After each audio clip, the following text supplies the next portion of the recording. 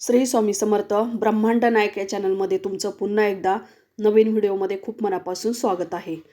तर तुम्हालाही तुमच्या गॅलरीत अंगणात वेगवेगळी झाडे लावण्याचा छंद असेल तर लाजाळूचे झाड हे नक्कीच लावा. म्हणजेच तुमच्याकडे लाजोळाचे झाड हे असायलाच हवे, कारण हे झाड प्रचंड फायदा देणारे आहे. तर आता लाजाळूचं झाड म्हणजे काय, तर त्याला आपण इंग्लिशमध्ये टच मी नॉट असंही म्हणत असतो.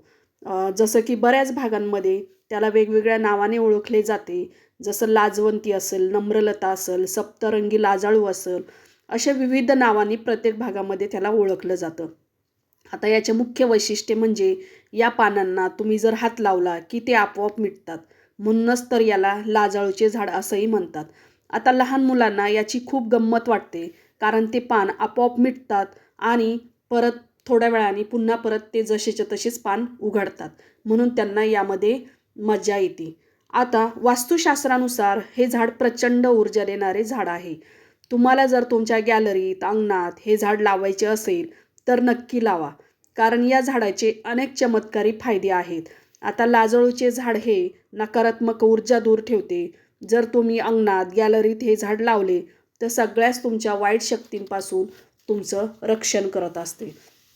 हे झाड तुमचे पूर्ण रक्षण करते आणि निगेटिव्हिटीपासून तुम्हाला वाचवू शकते.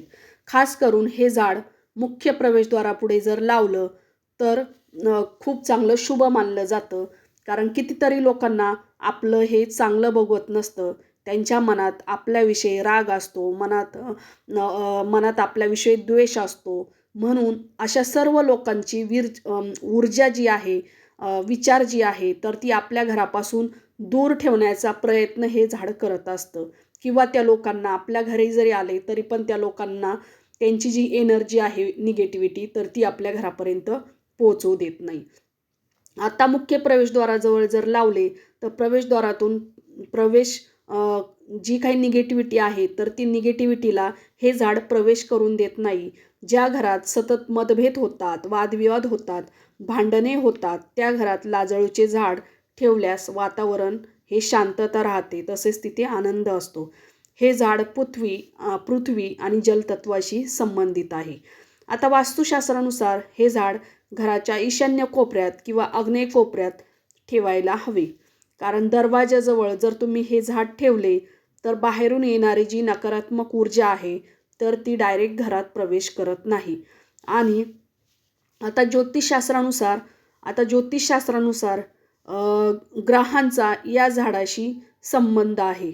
म्हणजेच लाजाळूच्या झाडाला दर शनिवारी जर पाणी घातल्यास आणि काळे तीळ जर अर्पण केल्यास शनीचा प्रभाव कमी होत असतो.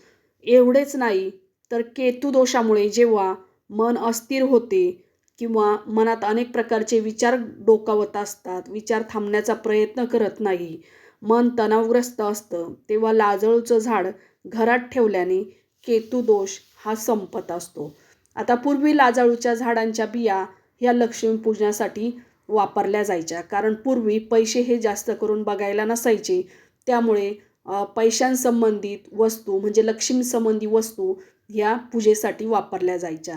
जसं की कवडे असेल किंवा लाजाळूच्या बिया असेल तर त्या लक्ष्मीपूजनाच्या दिवशी तिथे लक्ष्मीपूजनासाठी ठेवायच्या आणि नंतर दुसऱ्या दिवशी पूजा झाल्यानंतर त्या ज्या बिया आहे तर त्या बिया आपल्या तिजोरीमध्ये वर्षभर पुडीमध्ये बांधून तशाच ठेवायच्या आणि पुढच्या लक्ष्मीपूजनाला पुन्हा परत त्या बिया नदीमध्ये किंवा एखाद्या ठिकाणी विसर्जित करायच्या आणि दुसऱ्या नवीन बिया ह्या पुन्हा परत पूजेला घ्यायच्या असतात. यामुळे लक्ष्मी प्राप्तीसाठी हा खूप मोठा तोडगा आहे. मी याचाही व्हिडिओ पाठीमागे बनवलेला आहे. तसेच खूप सारे व्यापारी आहे, ब्राह्मण लोक आहे, तर ते याचाच उपयोग करत असतात लक्ष्मी प्राप्तीसाठी. अजूनही बऱ्याच ठिकाणी याचा लक्ष्मी प्राप्तीसाठी या बियांचा तिजोरीमध्ये ठेवतात किंवा पर्समध्ये ठेवतात. त्यामुळे बऱ्याच जणांना खूप चांगले अनुभव आलेले आहे. जे मोठे मोठे व्यापारी आहेत तर ते हाच उपाय करत असतात आणि आपण असं म्हणत असतो की यांच्याकडे एवढे पैसे कुठून येतात, तर त्यांनी हे असे बरेचसे उपाय करतात. त्यामुळे त्यांच्याकडे लक्ष्मीची कधीही कमतरता भासत नाही. आता आजही अनेक ज्योतिषशास्त्र हा उपाय तुम्हाला करायला सांगतात. तुम्हाला जर लाजाळूचे झाड लावायचे असेल तर शुक्रवारी किंवा शनिवारी लावावे, म्हणजेच आर्थिक लाभ होतो असे म्हणतात. आता आरोग्याच्या दृष्टीने बघितले तर लाजाळू हे औषधी वनस्पती आहे. याचे मुळं असेल, पानं असेल, फुलं असेल, सगळेच हे औषधी म्हणून वापरले जाते. एखाद्या व्यक्तीला जखम झालेली असेल तर जखम भरून येण्यासाठी लाजाळूच्या पानांचा रस हा उगाळून त्या व्यक्तीच्या जखमेवरती लावला जातो. जसं की त्वचारोगासाठी सुद्धा हे झाड खूप उपयोगाच आहे असं मानलं जातं. लाजाळूचे पाने उकळून त्याचं पाणी जर पिलं तर जे त्वचासंबंधी जे विकार आहे तर ते आपले नाहीसे होत असतात. तसेच बऱ्याच जणांना मूत्राचे विकार असतात तर ते मूत्रविकारही या झाडांच्या पानांमुळांमुळे नाहीसे होतात. परंतु हे सगळं करण्याअगोदर एकदा तुम्ही डॉक्टरांचा सल्ला घेणंही तितकंच महत्त्वाचं आहे. कारण प्रत्येकाची शक्ती ही वेगवेगळी असते आणि तुम्हाला कितपत सहन होतं तेही तेवढंच अवलंबून असतं. म्हणून हे डॉक्टरांच्या सल्ल्याने घेणं कधीही योग्य असतं. आता एखाद्या स्त्रीला मासिक पाळीत या झाडाचे पाने हे अत्यंत उपयोग मानले जाते. कारण यामुळे पोट साफ होतं, तसेच रक्ताभिसरण हे चांगलं होत असतं. तसेच तणाव आणि निद्रानाशावर सुद्धा या झाडांचा खूप चांगला उपयोग होत असतो. आता काही परंपरांमध्ये याचा लाजाळूच्याच झाडाला माता पार्वती म्हणूनही पूजा केली जाते. लाजाळूची वनस्पती ही पवित्र आणि सात्विक आहे. म्हणजेच काय तर लाजाळू हे औषधी वनस्पती आहे. लाजाळू हे शास्त्रीय वनस्पती आहे आणि लाजाळू ही आपल्याला वास्तुशास्त्रानुसारही तितकीच महत्त्वाची आहे, औषधामध्येही तितकीच महत्त्वाची आहे आणि आर्थिक प्रगतीमध्येही तितकीच महत्त्वाची मानली जाते.